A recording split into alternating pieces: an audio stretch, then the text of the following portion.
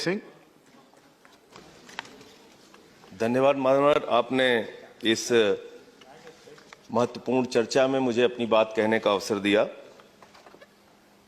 मान्यवर, रेलवे का अपना एक गौरवमयी इतिहास रहा है और अगर हम याद करें तो देश में कभी भी कोई आपदा की स्थिति आती है, रेलवे सबसे आगे आती है।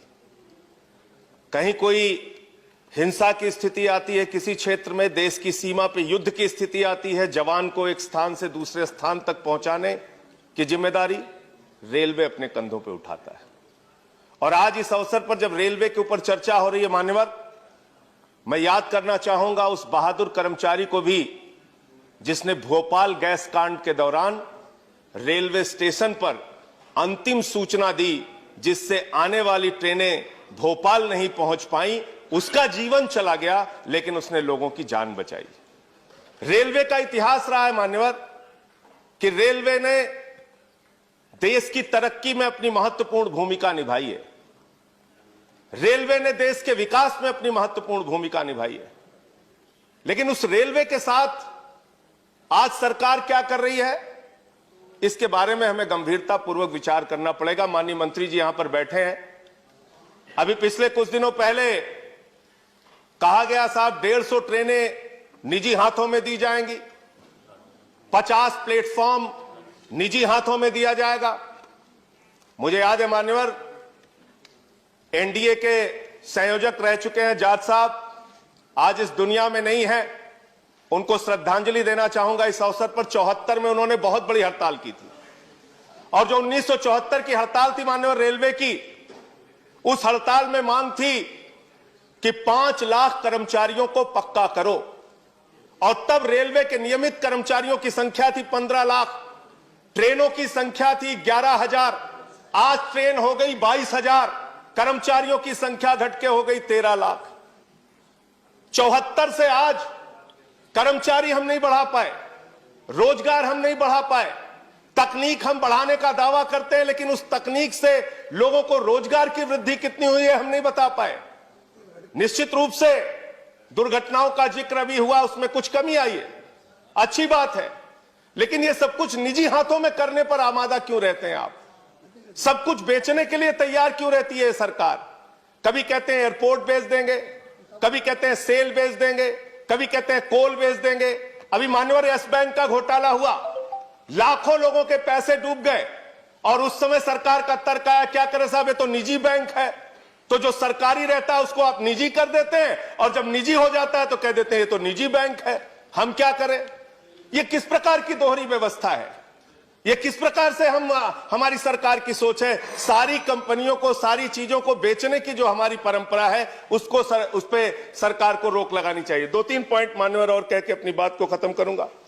आउटसोर्सिंग एक शब्द है, हर चीज को आउटसोर्सिंग करना है। आउटसोर्सिंग कितना बड़ा घोटाला है और कितना बड़ा एक कर्मचारियों के साथ धोखा है, इसके बारे में भी सरकार को विचार करना चाहिए।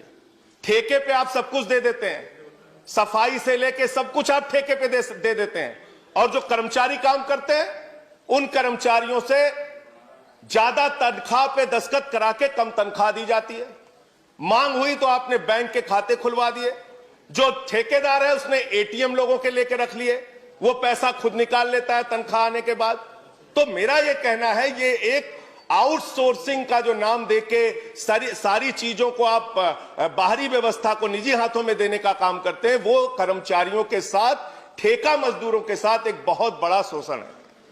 इसके साथ साथ मान्यवर, आप नई ट्रेनें, बस सबको आपने थोड़ा समय दिया, मुझे भी कृपा कीजिए सर। आपने तेजस ट्रेन चलाई, तेजस ट्रेन में और शताब्दी ट्रेन में 5 मिनट का अंतर है और किराए में 1.5 गुना का अंतर है। तो आप करना क्या चाह रहे हैं? जब ट्रेनें आपके पास उपलब्ध हैं, सुपरफास्ट ट्रेन उपलब्ध है आपके पास, ऐसे में नई ट्रेनें, निजी ट्रेनें लाके किराया ज्यादा लेके आप एक नए प्रकार का आप शोषण करते हैं। मैं मान्यवर आपके माध्यम से सिर्फ इतना कहना चाहूंगा कि रेलवे इस देश की जीवन रेखा है और रेलवे की आज जो दुर्दशा है, उसके सबसे बड़ी कहानी अगर आपको जाननी है तो झांसी के अंदर पिछले साल हादसा हुआ था। ट्रेन में सफर करने वाले यात्रियों की जान चली गई। गर्मी के कारण जनरल डिब्बों में लोगों को बैठने की जगह नहीं होती है, पिस के आते हैं वो लोग। मैं आपके माध्यम से सरकार से सिर्फ इतना निवेदन करना चाहता हूं, अपने कमाऊ पूत को बेचने का काम मत कीजिए। आपका अगर कोई लड़का मेधावी है, तेज है, अगर हाई स्कूल में अच्छा नंबर पाया, इंटर में थोड़ा कम नंबर पाया, बीए में थोड़ा अच्छा नंबर पाया, एमए में थोड़ा और कम पाया, तो उसको चौराहे पे आप खड़ा करके नीलाम मत कीजिए। उस व्यवस्था को ठीक करने का काम कीजिए। रेलवे के कर्मचारियों पर भरोसा कीजिए। रेलवे को आगे बढ़ाने के लिए रेलवे कर्मचारियों को साथ में लेके जो सेवा अब तक वो करते आए हैं इस देश की, वो करने का काम कीजिए। रेलवे को हर चीज को निजी हाथों में बेचने की जो आपकी सोच है, उस सोच पर रोक लगाइए। मैं सिर्फ यही कहना चाहता हूं कि अगर आपको ठंड लगी है तो घर का किवाड़ा निकाल के उसको आग में जला के तापने का काम मत कीजिए। ये इसी प्रकार की व्यवस्था और इसी प्रकार की कार्रवाई आपकी है जो सारे सरकारी विभागों को आप निजी करते जा रहे हैं। बहुत बहुत धन्यवाद। श्री प्रफुल्ल पटेल।